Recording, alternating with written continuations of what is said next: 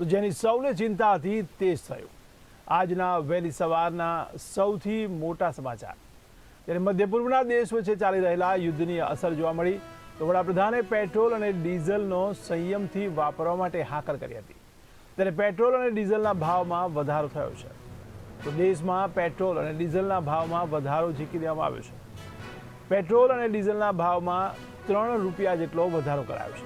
ત્યારે પેટ્રોલ 94.28 રૂપિયાના ભાવે 1 લીટર વેચાતું હતું, ત્યારે હવે નવા ભાવ પ્રમાણે 97.27 રૂપિયા લીટર વેચાશે। તો ડીઝલમાં પણ 89.96 રૂપિયા ભાવ હતો, તે વધીને હવે 92.96 રૂપિયા થઈ ગયો છે। તો પેટ્રોલ અને ડીઝલના ભાવમાં વધારો થયો છે, ત્યારે નવા ભાવ પ્રમાણે 97.27ના ભાવે પેટ્રોલ, ત્યારે 89.96ના ભાવે ડીઝલ હતું, જે પણ હવે 92.96ના ભાવે થયું છે। અમારા એસોસિએટ એડિટર ઉમંગ સોની જોડાયા છે। જી ઉમંગભાઈ, ત્યારે જેની સૌથી વધારે ચિંતા હતી એ જ થવા પામ્યું છે। ત્યારે પેટ્રોલ અને ડીઝલના ભાવમાં વધારો થયો છે, તેને લઈને આપ શું કહેશો? જયેશભાઈ, તમે જાણી દો કે જ્યારે મધ્ય પૂર્વમાં જે યુદ્ધ ચાલી રહ્યું છે ઈરાન, ઇઝરાયલ અને અમેરિકા વચ્ચે, ત્યારથી એવી સ્થિતિ સર્જાઈ હતી કે દેશમાં પેટ્રોલનો ભાવ વધશે। સરકારે વખતો વખત સબસિડી આપી અને કંપનીઓને, સરકારી કંપનીઓને સબસિડી આપી અને તેઓ ભાવમાં વધારો કરવા દીધો ન હતો, કારણ કે દેશમાં ચૂંટણી હતી। હાલમાં કેટલા દિવસથી એવી વર્તાવ હતો કે નરેન્દ્ર મોદી બી અપીલ કરી હતી વડાપ્રધાનશ્રીએ કે ભાઈ તમે પેટ્રોલ ડીઝલનો વપરાશ ઓછો કરો, વર્ક ફ્રોમ હોમ કામ કરો, અનેક સૂચનાઓ આપી હતી। તેના ભાગરૂપે આજે જે દેશની અંદર પેટ્રોલ ડીઝલનો ભાવમાં વધારો થયો છે। આમ તો તમે જાણી દઉં કે જે ભાવ વધારો થયો છે તે મામૂલી છે, પરંતુ ક્રમશ ધીરે ધીરે આ ભાવ વધતો રહેશે, કારણ કે યુદ્ધ હજી પશ્ચિમ જે પૂરું થયું નથી। બીજી તરફ ખાનગી કંપનીઓ ઓલરેડી ભાવ વધાર્યો છે। હવે ખાનગી જે કંપનીઓ છે જે પેટ્રોલ ડીઝલનું વેચાણ કરે છે દેશમાં, એ લોકો આ ભાવ વધારો અમલીકરણ કરશે અથવા તો એ જે ભાવ વધારો એમને વધાર્યો છે એ સ્થાયી રાખશે, એ ખાસ જોવાનું રહ્યું।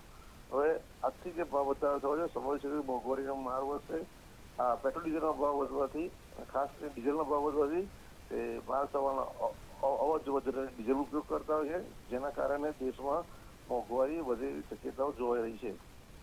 જી જયેશભાઈ, તો ગઈકાલે પેટ્રોલ ડીઝલની અછત જોવા મળી હતી। તો ખાસ કરીને એ કોઈ કૃત્રિમ અછત પેદા કરવામાં આવી હતી કે ભાવ વધારાને કારણે, કે ખરેખર પેટ્રોલ ડીઝલની હવે અછત છે? જયેશભાઈ, તમે કહો કે દેશમાં પેટ્રોલ યુદ્ધ ચરમસીમા પર હતું। ઈરાન, અમેરિકા અને ઇઝરાયલનો ત્યારે પણ આપણને પુરવઠો મળી રહ્યો હતો। ફક્ત જે પેટ્રોલ વિક્રેતાઓ છે તેમને ખ્યાલ આવી ગયો હતો કે ભાવ વધારો થવાનો છે, જેના કારણે કૃત્રિમ અછત ઊભી કરી હતી। પરંતુ દરેક પંપ પર એવી સ્થિતિ નથી। અમુક પંપ સંચાલકો જ આવું કરતા હતા, પરંતુ હાલમાં જોવામાં આવે તો આ કૃત્રિમ અછત દેખાઈ રહી હતી અને પેટ્રોલ ડીઝલ હવે પ્રજાને જોઈએ એટલું મળી રહેવાનું છે। જયેશભાઈ, જી, સમગ્ર માહિતી બદલ આપનો આભાર। તો પેટ્રોલ અને ડીઝલના ભાવમાં ફરી એકવાર વધારો થયો છે, જેને લઈને મોંઘવારીનો માર વેઠવાનો વારો આવ્યો છે। ત્યારે મધ્ય પૂર્વના દેશ વચ્ચે ચાલી રહેલા યુદ્ધની અસરને કારણે વડાપ્રધાને પણ પેટ્રોલ ડીઝલનો સંયમથી ઉપયોગ કરવા માટેની હાકલ કરી હતી। ત્યારે પેટ્રોલ અને ડીઝલમાં ફરી એકવાર વધારો થયો છે, જેમાં પેટ્રોલના ભાવમાં લગભગ 3 થી 4 રૂપિયાનો વધારો થયો છે, તો ડીઝલના ભાવમાં પણ એટલો જ વધારો કરાયો છે।